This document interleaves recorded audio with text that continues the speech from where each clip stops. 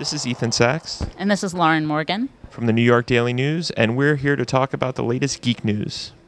In the last few years, Marvel and DC have been jockeying for fans' attention on the big screen, and starting this fall, the rivalry really kicks off on the small screen as well. On Monday, September 22nd, you have the series premiere of Gotham, and just one day later, Marvel's Agents of S.H.I.E.L.D. returns for a second season. And then you also have the debut of the third season of Arrow, which is coming back October 8th, and then also the series premiere of The Flash.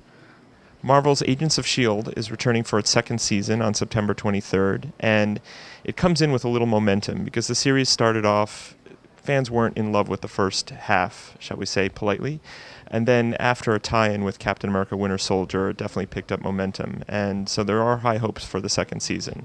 And then next year, we're all looking forward to their 4 Netflix series, including Daredevil and Luke Cage, where they're finally introducing some of the bigger named heroes that didn't make it to the big screen in the Marvel Cinematic Universe. So there are high hopes.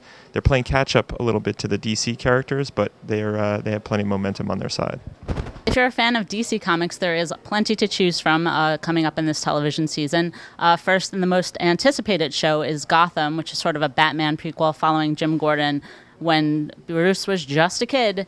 There are all the classic villains running around Gotham, and Jim Gordon's trying to beat them back before the Caped Crusader eventually arrives, probably in season 7 or 8. There also is, if you're a fan of Arrow, it's returning for its third season.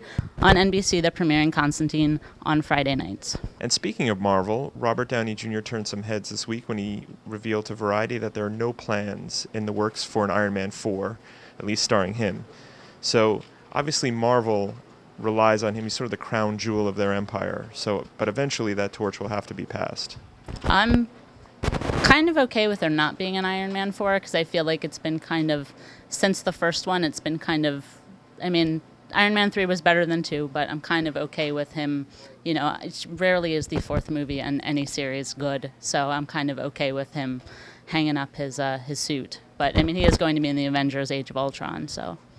Well, you're entitled to be wrong because Robert Downey Jr. is Iron Man, and eventually, just given the numbers, they'll have to have an Iron Man 4, whether he's in the armor or someone else. So he's on board for Avengers 2, he's on board for Avengers 3, which, given the other 4 or 5 Marvel titles that are also in the works, gives them a little breathing room to come up with the right script, and I think everyone would love to see him back for at least one more go-around.